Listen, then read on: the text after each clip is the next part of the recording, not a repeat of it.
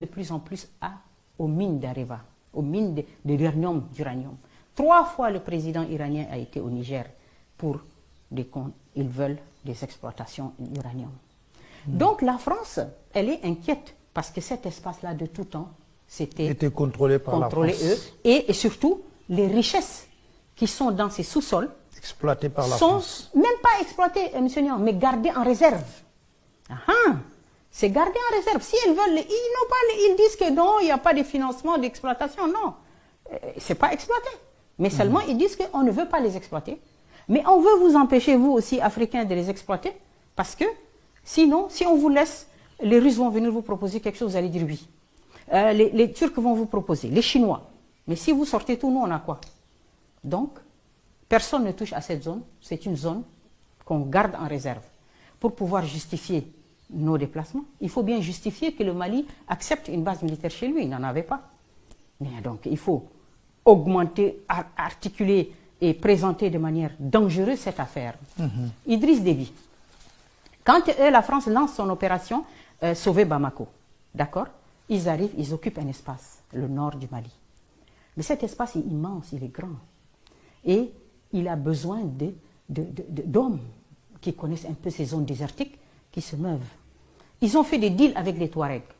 Leur cible, ce sont les djihadistes Ansar ad-Din, qui ont une autre vision du monde que la leur. Et donc, il faut les éliminer. Mais les Touaregs disent non, nous on peut faire des deals, on vous laisse, on joue le jeu, mais il n'est pas question qu'on tire une balle contre ces gens. Ils sont tous mélangés, ils ont des liens. Donc les Touaregs disent non, on ne va pas se battre contre Ansar ad-Din, hein. Mais alors il faut trouver quelqu'un d'autre.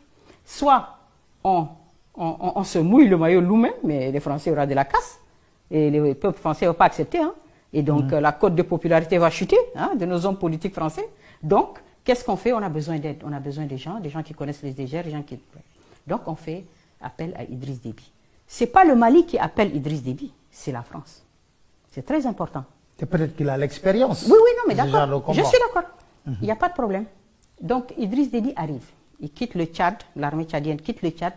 Par le désert, elle arrive. Elle arrive dans la zone de Kidal. Et elle s'installe. Elle n'a pas affaire aux autorités maliennes, elle a affaire à l'état-major français. Et donc les gens s'installent. Mais ce qu'on voit tout de suite, c'est quoi? Aujourd'hui, le Mali, les gens pleurent, ils disent quoi? Ils disent, c'est une partition de fait de notre pays. Les gens ont bloqué le nord Mali. Pendant plusieurs années, même le premier ministre malien ne peut pas aller au Mali. Tous les gens ne peuvent pas aller, les gens ont bloqué. Le Tchad aussi a aidé à bloquer. Donc, qu'est-ce qu'il fait Idriss Déby là? Idriss Déby aide dans la mise en place d'une politique de partition du Mali. C'est regrettable, mais c'est ça. C'est ça qu'il fait, Idriss Déby. Il vient en appoint d'une politique qui vise à organiser une partition du Mali. C'est du panafricanisme, ça? Non, c'est trahir les Maliens. Et vous savez que les Maliens l'ont tellement bien compris au départ. Quand il y a eu les premiers morts du Tchad, et un autre élément très important, les blessés de la guerre du Mali, du Tchadien, qu'est-ce qu'on en faisait?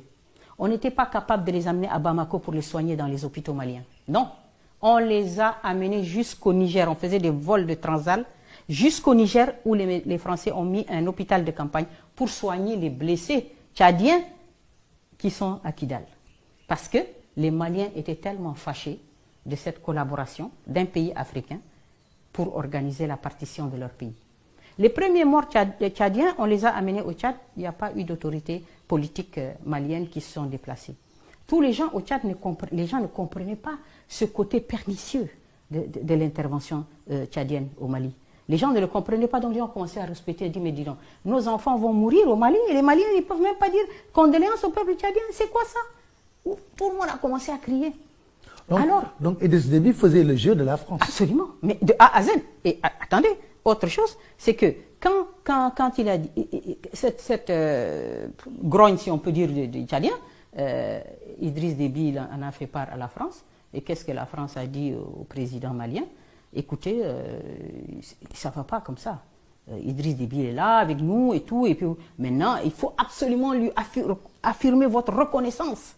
Il faut le soutenir. Et là, brusquement, on a eu même des chanteurs qui ont chanté Idriss Déby. Voilà. Donc, et autre chose aussi, c'est très important, c'est que Quand vous voyez Idriss Déby qui quitte le Tchad et qui vient au Mali, il fait quoi? Il sort, officiellement le Premier ministre annonce un retrait, un financement à hauteur de 90 milliards de francs CFA pour financer son opération au Mali. Donc voilà un pays qui n'est pas menacé directement par le terrorisme et qui sort 90 milliards de son trésor pour aller financer un programme, une politique de partition de notre pays africain. Mais ça là, les Tchadiens, ils manquent de tout.